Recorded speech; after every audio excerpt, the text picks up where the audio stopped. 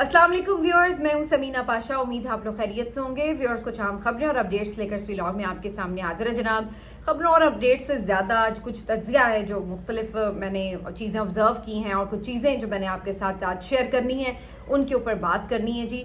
एक तो ख़ास तौर पर फिर से थोड़ी ज़राअत के हवाले से चीज़ें हैं वो बात करेंगे। जो इकनॉमिक सूरत हाल है पाकिस्तान की वो किस तरह से एक डाउनफॉल का शिकार है और ऊपर से बजट की आमद है, तो इसके ऊपर ज़रा तफसीली बात करेंगे। शेख रशीद अहमद साहब ने इस ईद पर काफ़ी इंटरव्यूज़ दिए हैं, मुख्तलिफ चैनल्स को भी, पॉडकास्ट भी किए उन्होंने, और इसमें उन्होंने बड़े दुखी दिल का इजहार किया है। तो क्या वजह है, शेख साहब क्यों इतने दुखी हैं, थोड़ी बात करेंगे। इसके साथ साथ जी आईजी पंजाब उस्मान अनवर साहब ने ज़िले शाह के घर जाकर वहाँ पर उनके अहले खाना से मुलाकात की है। ईद के मौके पर जाकर एक दफ़ा फिर से उनका दुख भी बांटा और साथ में उनको ईद के मौके पर ज़ाहिर जाके मुबारकबाद वगैरह भी दी।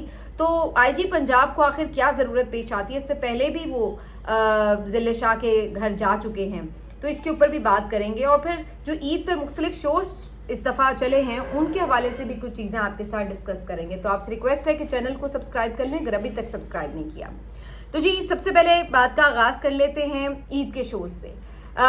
ईद के डिफरेंट शोज़ मैं देख रही थी और मुझे सबसे ज़्यादा हैरत इस बात पर हो रही थी कि मैंने खैर बाकायदा बैठ के पूरे शोज़ तो टीवी पर नहीं देखे, लेकिन मुख्तलिफ शोज़ के मुख्तलिफ क्लिप्स वगैरह मैंने चलते हुए देखे और हर वो क्लिप वायरल था जिसमें इमरान खान का कहीं जिक्र था। कोई एक्ट्रेस ने किसी जगह पे कोई फेवरेट पर्सनालिटी का पूछा गया उससे, तो इमरान खान का जवाब दे दिया। कोई सियासतदान, कोई तज्जियाकार बैठे हुए हैं तो वो इमरान खान को डिस्कस कर रहे हैं।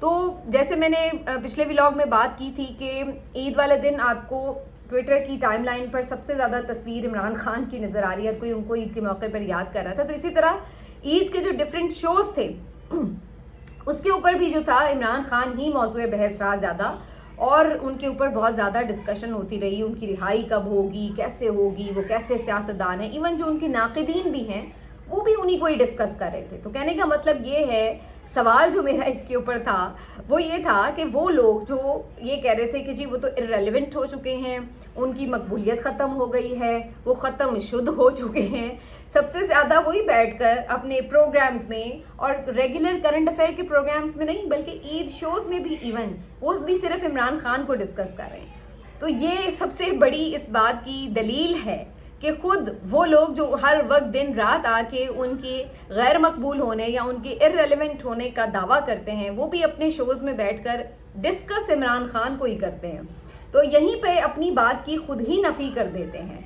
भाई अगर आप इतना ही समझते हैं कि वो इर्रेलेवेंट हो गया तो करिए ना एक शो, तो उसके नाम के बगैर कोई तो एक शो ऐसा कर दीजिए जिसमें उसका जिक्र ना हो, तनकीद में भी सही लेकिन जिक्र ना हो। चलिए करके दिखाइए, नहीं कर सकते।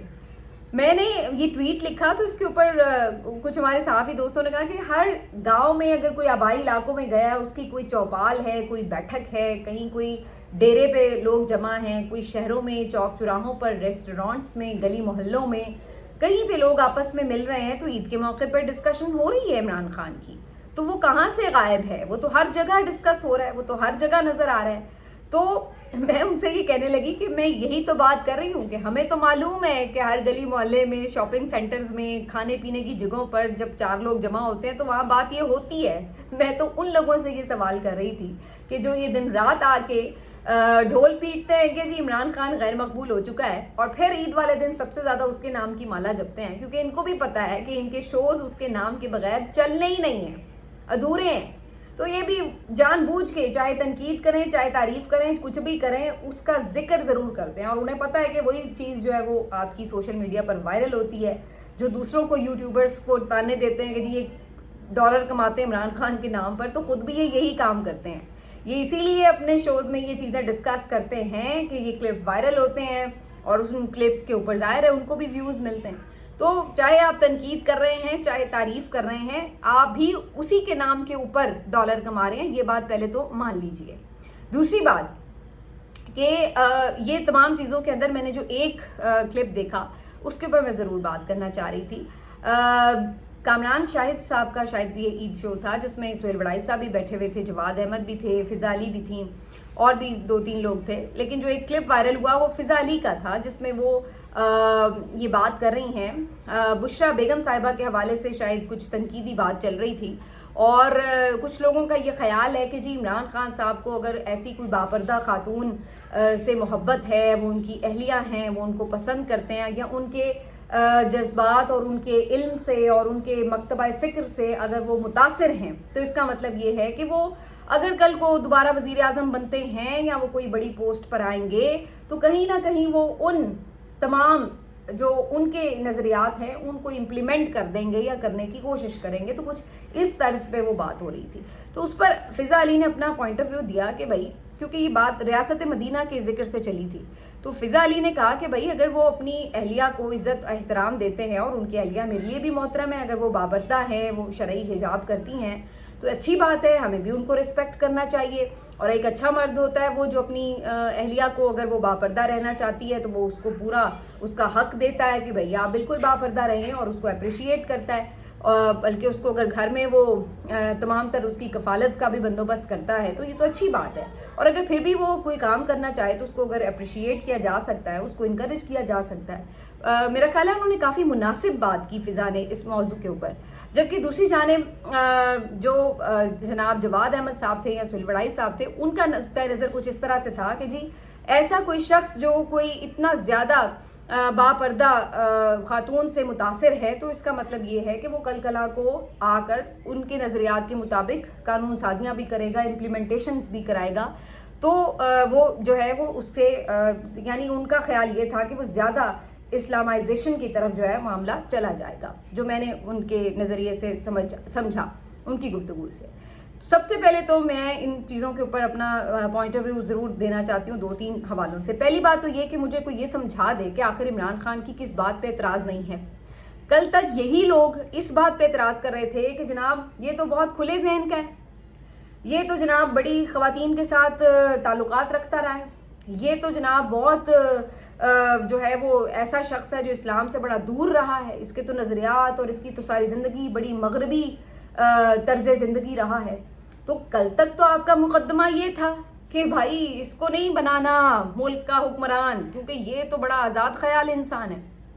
آج آپ کو ایک دم سے اب اس بات پہ اعتراض ہو گیا ہے کہ نہیں جی یہ تو بڑا کوئی اسلامسٹ قسم کا بندہ ہے، اور اس کی تو بیگم بھی بڑی شرعی حجاب کرتی ہے، تو یہ تو ساری خواتین کو پتہ نہیں ٹوپی والے برقعے پہنا دے گا، تو یہ تو بڑا کوئی طالبان کے نظریات کا حامی ہو گیا ہے، یا اس طرح کی کوئی مطلب. آپ پہلے یہ طے کر لیں کہ آپ اس کو کیا سمجھتے ہیں، اور جو تنقید کا رخ ہے وہ کوئی ایک بنا لیں کہ یا تو یہ ثابت کر رہے ہوں کہ وہ بڑا آزاد خیال ہے، اور یا پھر وہ یہ ثابت کر رہے ہوں کہ جناب یہ بڑا کوئی تنگ نظر ہے، یا کوئی بڑا کوئی. ویسے تو میں نہیں سمجھتی کہ اگر کوئی اسلام کے پوائنٹ آف ویو سے بات کر رہا ہے تو وہ کوئی تنگ نظر شخص ہے. یہ آپ نہیں کہہ سکتے کہ اگر کوئی یہ سمجھتا ہے کہ خواتین اگر باحجاب ہیں، یہ ان کی اگر اپنی چوائس ہے، اچھی بات ہے کہ وہ اپنے طور پر اگر کوئی باحجاب رہنا چاہتا ہے تو اس کی چوائس ہے، تو اس میں کوئی تنگ نظری کی بات تو نہیں ہے، یہ تو عین اسلامی بات ہے، تو اس میں کیا پرابلم ہے. لیکن مجھے حیرت ہوتی ہے کہ ہم خود کو مسلمان بھی کہتے ہیں، ہماری جو ملک کی شناخت ہے وہ بھی اسلامی ملک کے حساب سے، لیکن اس کے باوجود ہمارے ہاں کیوں کسی باپردہ خاتون کے حوالے سے اتنا تعصب ہے. یہ تو میرے لیے حیران کن بات ہے، خاص طور پر کچھ جو آزاد خیال اور میڈیا کے اوپر بہت سے لوگ بیٹھنے والے ہیں. مطلب اگر آپ کسی ایسے بندے کو غلط کہتے ہیں کہ جو کسی کے لباس پر اعتراض کرتا ہے کہ جی اگر وہ کوئی باحجاب نہیں ہے خاتون، اس کے اوپر اعتراض کرتا ہے، آپ اس پہ اعتراض کرتے ہیں، چلیے ٹھیک ہے، تو اسی طرح آپ کا بھی اعتراض ناجائز ہے اگر آپ کسی باحجاب خاتون پر اعتراض کریں. اور یہ میں آج آپ کو بڑا کلیئرلی بتا دوں کہ مجھے اس بات کا بہت تیزی سے یقین ہو چلا ہے کہ بشرا بی بی صاحبہ کے حوالے سے بھی جو ایک بہت زیادہ آپ کو تعصب نظر آتا ہے نا میڈیا کے لوگوں میں، اس کی ایک وجہ یہ ہے کہ ان کا باحجاب ہونا، ان کا بہت زیادہ اسلامی جو طرز زندگی ہے اس کی طرف رجحان ہونا، دین کی طرف رجحان ہونا، یہ ایک بہت بڑی وجہ ہے جو ان کو جس کو بہت زیادہ انہوں نے نیگیٹو طریقے سے استعمال کیا. پہلے اس کو انہوں نے جادوگری اور ان تمام عملیات اور جنوں پریوں کی داستانوں کے ساتھ جوڑا، اس کے بعد اس چیز کو انہوں نے اس چیز سے بھی جوڑا کہ جناب یہ تو پیری فقیری تھی، یہ تھا وہ تھا، اور اس کے بعد ابھی بھی اس چیز کے اوپر اس بات پہ بھی اعتراض ہے کہ جی اگر وہ باحجاب ہیں تو پتہ نہیں عمران خان تو پورے پاکستان کی خواتین کو برقع پہننے پہ پابند کر دے گا یا کوئی پابندیاں لگا کے کوئی ایسی قانون سازی کر دے گا. بھئی اگر اس نے ایسا کرنا ہوتا تو اس نے پہلے کیوں نہ کر لیا جب اس کو موقع ملا. انہوں نے یہ ضرور بات کی کہ بھئی جو جس کے اوپر ان پہ بہت تنقید بھی ہوئی تھی کہ جی یہ تو ریپ وکٹمائزیشن والے جو والا کیس آئے تھے اس کے اوپر انہوں نے جو بات کی اس کے اوپر بڑا اعتراض بھی ہوا. لیکن کہنے کا مقصد یہ ہے کہ ان اسلام کے حوالے سے جو بشرا بی بی صاحبہ کے جو بھی اپنی ذاتی زندگی ہے تو یہ ان کا حق ہے کہ وہ اگر دین کے قریب ہیں یا وہ اپنی زندگی پردے میں رہ کے گزارنا چاہتی ہے تو آپ لوگوں کو اس سے کیا تکلیف ہے. مجھے تو آج تک یہ سمجھ نہیں آئی کہ ان کی اس بات کے اوپر کیوں اعتراض ہوتا ہے. اس کے علاوہ بھی یہ دیکھیے بڑے تھرڈ کلاس قسم کے کامنٹس کرتے رہے ہیں.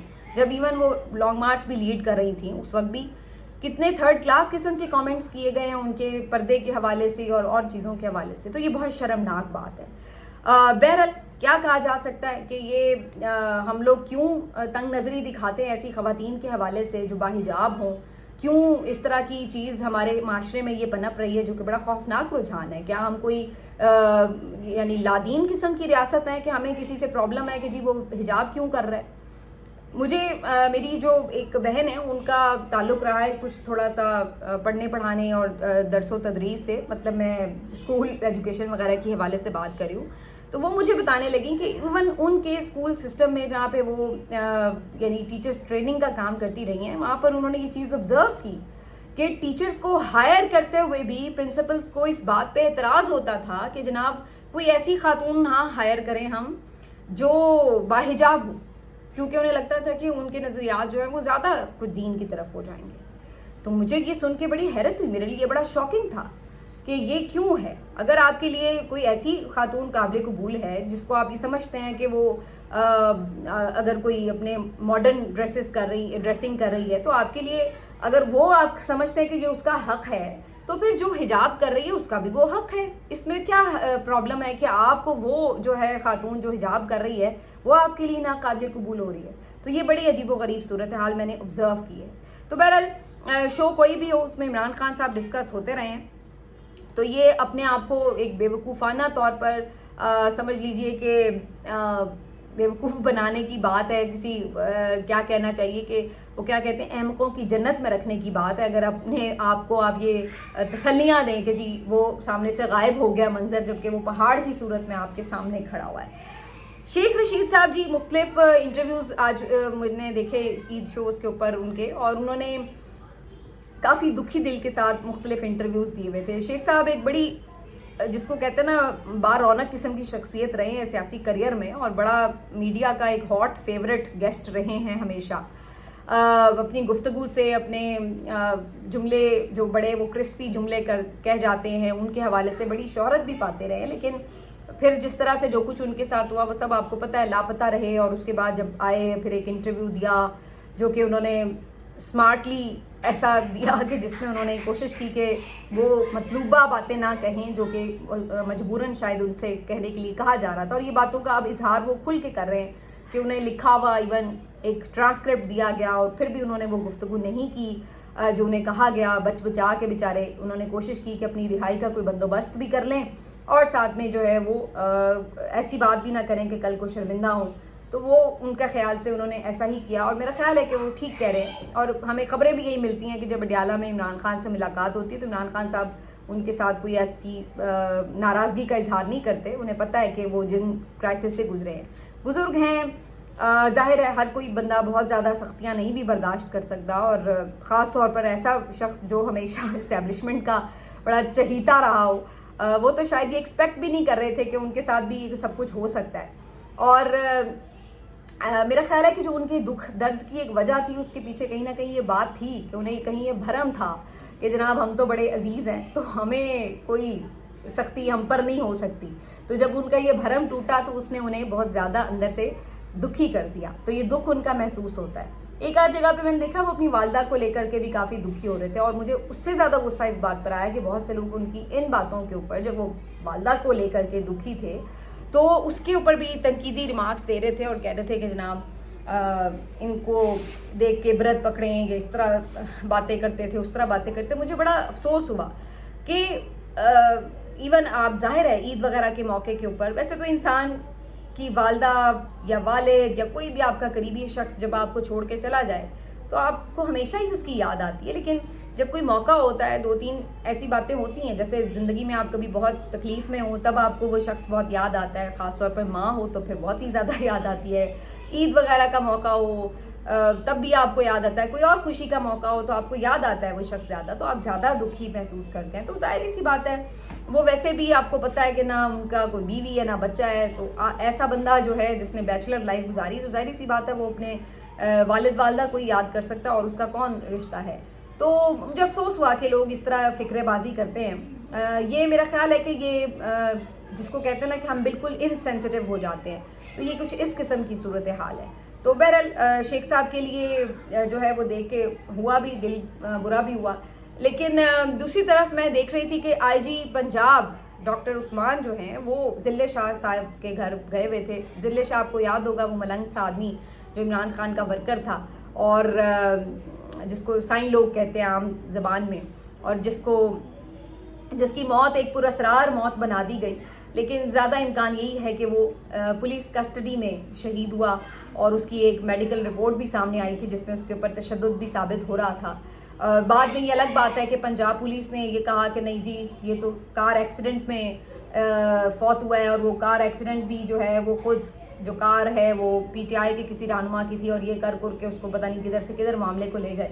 لیکن جہاں پہ ویڈیوز آتی ہیں تو ہم دیکھ سکتے ہیں کہ جب پولیس اس کو پکڑ کے لے کے جا رہی تھی تو وہ ٹھیک تھا بالکل، اور اس کے بعد جب اس کی لاش ملی تو وہ کافی یعنی زخموں سے چور لاش تھی. تو اس پہ اس کے جو مرنے پہ دکھ تھا وہ بہت لوگوں کو ہوا، کیونکہ ایسے جو لوگ ہوتے ہیں اسپیشل قسم کے وہ ظاہر ہے ہر انسان ان کے لیے ہمدردی رکھتا ہے. تو عمران خان صاحب بھی کئی مرتبہ اس کا ذکر کرتے ہیں، پی ٹی آئی کے اور لوگ بھی اکثر اس کا ذکر کرتے ہیں اور بڑے دکھی ہو جاتے ہیں.